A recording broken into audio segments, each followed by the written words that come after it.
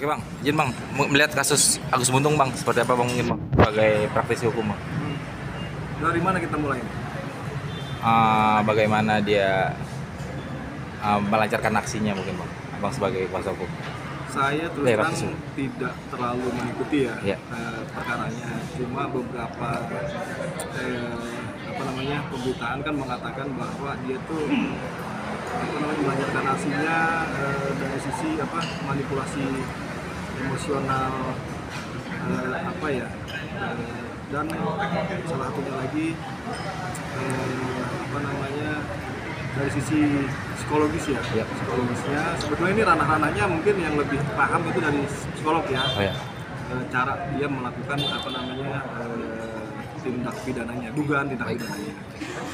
Nah, bagi saya apapun itu, menurut kami saya rasa Pak Agus rekan saya juga sepakat tidak ada satu orang pun yang bisa lolos dari jerat hukum seandainya memang nantinya terbukti melakukan kesalahan, melakukan dugaan tindak pidana tersebut. Menurut saya sih gitu ya.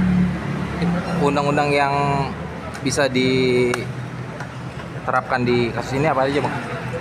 Sebetulnya saya setuju waktu saya melihat podcastnya Deddy Corbuzier waktu itu dengan korban kelima kalau nggak salah, dan didampingi sama salah satu profesor dari Udayana kalau nggak salah.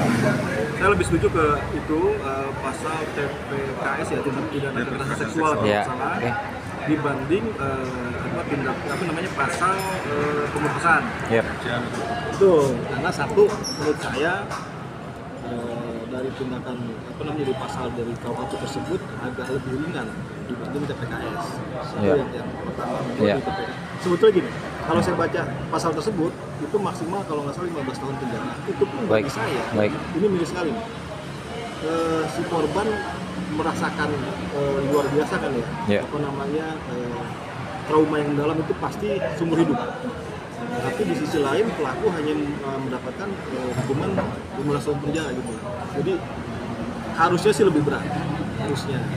Tapi ini kita harus mengedepankan asas praduga tak bersalah dulu ya, sampai misalnya si Agus ini betul-betul mendapatkan putusan atau inkrah dari persidangan. Jadi sampai hari ini kita harus menghormati betul hak-haknya si Agus juga ya. Karena kan ini masih berjalan di prosesnya, walaupun kita harus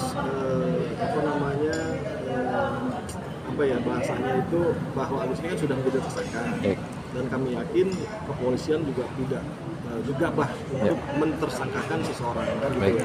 Lagi setelah kan dia difabel ya? Iya, difabel. Betul. Perlakuannya mungkin agak beda. Ya betul. Nah itu kan kalau menurut ke situ pada saat yang podcast Deddy ini saya baca, yang saya dengar, sebetulnya profesor tersebut ini yang mendampingi si korban kelima itu kalau nggak salah juga ketua asosiasi disabilitas di NTB kalau nggak salah. Betul. Nah, cuma akhirnya mungkin kesini-sininya karena bermunculan terus korban yang melaporkan kalau nggak salah 17 terakhir ya? 15. Nama ya? 15 terakhir. Akhirnya dengan baca sih. Ya. Mungkin beliau berbalik ya, tadinya mendampingi gitu kan, bahwa apakah benar atau tidak si Agus ini mampu melakukan hal tersebut. Tapi karena korban bermunculan, melapor ke pihak polisian sampai 17 orang. Dari situ akhirnya beliau mendampingi para korban, termasuk korban kelima itu seperti yang saya tahu seperti itu. Ya. Terkait keringanannya berpengaruh nggak sih sama karena dia berkebutuhan khusus bang mungkin bang? Keringanan? Iya. Gini, kalau untuk keringanan sebetulnya menurut saya ya, setiap pelaku ya, apapun atau siapapun orangnya punya hak. Nah, kita sama-sama tahu bahwa hak tersangka, hak narapidana dan sebagainya, mereka punya hak. Nah, tentunya itu untuk Agus juga dengan antara pribadi kami dengan profesi kami berat hati kalau misalnya mengatakan beliau ini ada sesuatu yang meringankan. Cuma sisi lain secara pribadi juga pasti kan emosi gitu ya, apa namanya, bahwa wah, apalagi mungkin orang awam nih misalnya kan, apalagi pihak keluarga korban dan sebagainya kan merasakan masa sih ada keringanan gitu kan, nggak usah ada keringanan gitu lah, sederhananya seperti itu kan. Nah tentunya ada. Kita harus tetap secara normatif hukum kita, undang-undang kita juga apa namanya sudah melindungi hak-hak setiap pelaku dan aktif, bahwa kita sepakat ya tidak dibenarkan siapapun orangnya melakukan tindakan seperti itu di dalam tindak pidana seperti itu. Tapi kalau ditanyakan memang ada keringanannya, ada. Apa keringanannya kan mungkin teman-teman rekan-rekan pers juga sudah tahu ya. Baik, dari cerita korban kelima ya, setuju tapi ya Bang, tidak ada kekerasan yang terjadi pada cerita korban kelima. Tanda kutipnya apa nih? Kekerasannya dalam hal apa? Ya paksaan. Jadi kalau kan kekerasan kita bagi dua ya, seperti kita pahami ya, ada kekerasan fisik, ada kekerasan verbal. Nah sepanjang yang kami tahu, yang saya pernah dengar, si pelaku ini kan katanya menggunakan apa namanya pendekatan emosional terhadap semua korbannya. Nah bagi kami dan di dalam apa namanya rentetan cerita si korban, ternyata bagi kami ada dugaan tindakan kekerasannya. Contoh misalnya apa namanya pemaksaan, itu kan tidak diperbolehkan. Bagi kami sederhana saja, ketika kita memegang tangan orang dengan kencang dengan tujuan memaksa melakukan sesuatu yang tidak diinginkan, itu bentuk kekerasan juga kan seperti itu. Nah korban kelima juga kan sempat akhirnya sampai ke kamar hotel kan, kamar hotel, saya lupa tuh nama hotelnya. Nah di dalamnya kan ada apa namanya tekanan-tekanan. Nah kalau kita mungkin berbeda pendapat ya, tapi bagi saya itu bentuk kekerasan juga sebetulnya. Bagi saya ya, terhadap korban. Tekanan-tekanan terhadap misalnya nanti takut dinikahin sama orang gitu ya Pak? Itu bentuknya. Kalau kamu teriak, itu bentuknya ancaman. Oh ancaman. Itu ancaman termasuk ancaman ya? Betul. Tapi lebihnya dia kalau didengar cerita-cerita lebih juga kan banyak manipulasi aja kan. Betul. Manipulasi emosional. Banyak kan orang juga tergiur dengan kata manis atau dia dibikin rendah atau gimana kan, jadi terbawa ya. Awalnya kan mengasihani diri sendiri ya. Awalnya.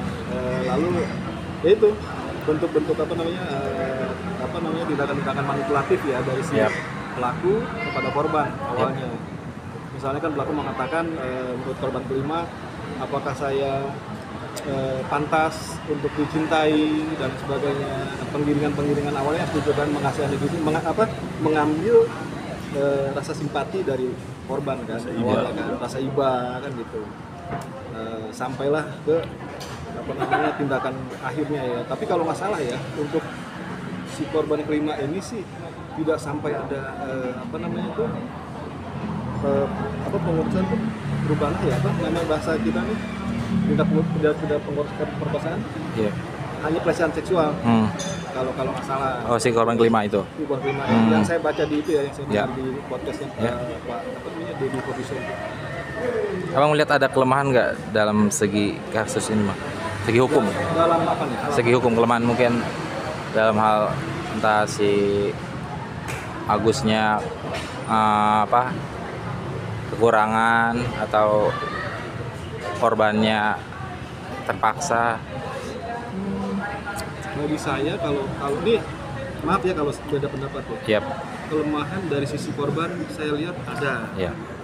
Satu yang paling utama, dan itu saya tekankan kepada keluarga saya sendiri, jangan mudah percaya kepada orang lain, siapapun, baik itu orang-orang usia lanjut, misalnya nenek-nenek, kakek-kakek, pun terhadap Agus yang notabene ini penyandang disabilitas. Jadi kelemahan korban itu satu, mungkin mudah untuk percaya ke orang. Bagi saya itu satu dari sisi korban. kalau dari sisi apa namanya Agus kelemahan apa nih? Kalau kelemahan secara fisik ya. Ya. Kadang dia kan melakukannya kan menggunakan kekurangannya untuk melakukan Ya. hal yang Oh negatif gitu. tadi. Tuh. Dan banyak hal kayak gitu, bukan hanya kasus ini aja. Ya. Ya, contoh aja pengemis aja kan Nah, iya betul. dengan kakinya Ya. simpati. Ya, Ya. sama juga kayak gini. Ya. Dengan kekurangan dia membuat orang jadi terpedaya. Betul. Dan tinggal nanti di polisiannya aja mengoreknya lagi gimana. Ya. Pengembangan ya. Ya, baik. Bang, dari dalam hal itu sih saya rasa apa kelemahan dalam hal Agus ini hanya dari sisi fisik ya. Ya. Tapi ternyata di luar dugaan dia mampu melakukan Ya. hal itu. Iya. Ya. Nah, ini sementara nih. Ya. Nah, maaf bahwasanya tadi yang saya bilang kita tidak boleh mengambil apa namanya dugaan ini secara apa seolah-olah Agus ini sudah menjadi apa namanya terpidana. Baik.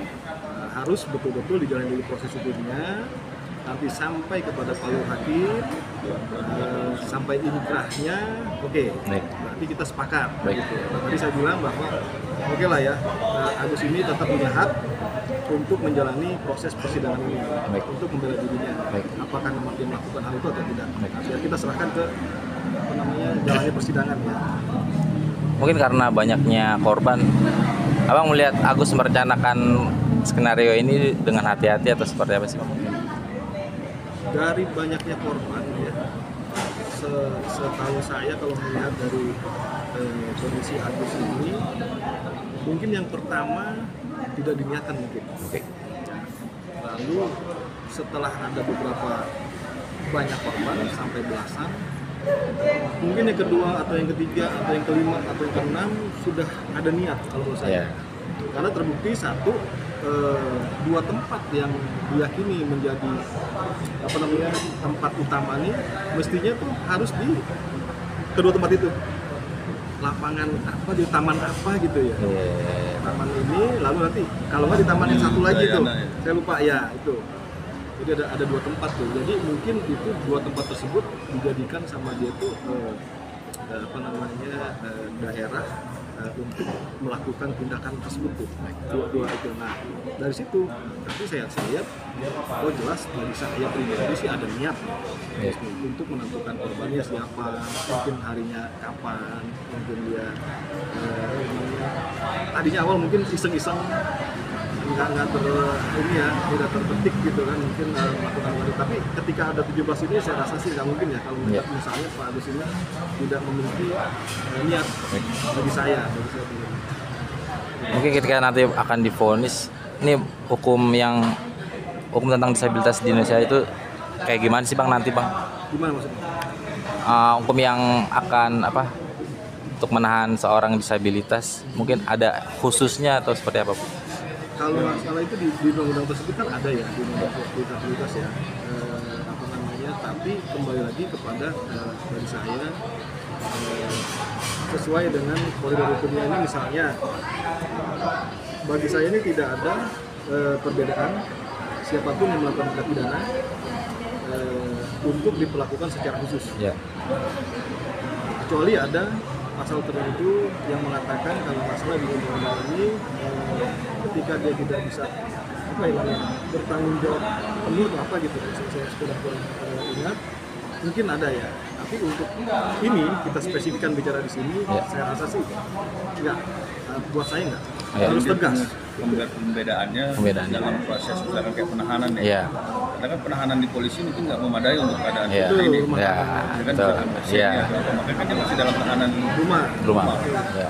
kan? Nah itu kan yang di berita juga kan prasarananya belum memadai. Ya. Jadi paling pembedaannya itu, tapi kalau untuk hukuman mungkin Sama ya, Bang. Berarti nggak ada pandang bulu ya, Bang? Apanya? Nggak ada pandang bulu ya, maksudnya? Ada pandang bulu. Jadi saya agak-agak ini ya, agak-agak terlalu juga apa ya namanya subjektif, mengingat saya punya anak perempuan, adik perempuan. Saya rasa kalau kita dibalik posisinya, berada di posisi keluarga korban, mungkin akan luar biasa nih emosionalnya kan. Kita mungkin sekarang bisa mengatakan hal-hal yang cukup mudah dibicarakan gitu, tapi di sisi korban kan saya rasa pasti luar biasa ya.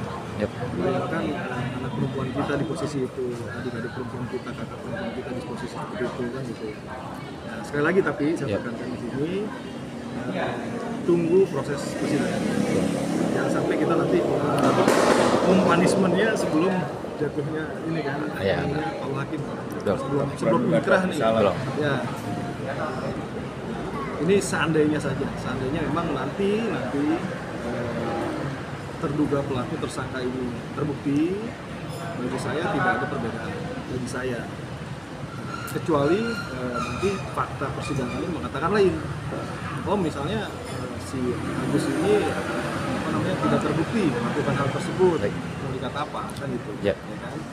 Tapi sekali lagi juga saya rasa polisi tidak gegabah dalam hal mempersangkakan orang ya, karena dia betul-betul mempertaruhkan kredibilitasnya kan di instansi kepolisian. Korbannya bukan satu, banyak korbannya. Betul. Nanti kita serahkan ke persidangan. Kita jalankan persidangan seperti apa, kita juga pantau. Ya bagi saya memang keadilan buat semuanya. Pun buat si pelaku, seandainya memang tidak terbukti, tapi seandainya terbukti, jadi seperti yang dikatakan, buat saya jangan ada perbedaan. Bagi saya, siapapun dia, pelaku dugaan tindak pidana, dalam hal ini Agus, harus dihukum seberat-beratnya. Setuju. Itu kira-kira. Oke Bang, cukup Bang. Terima kasih Bang.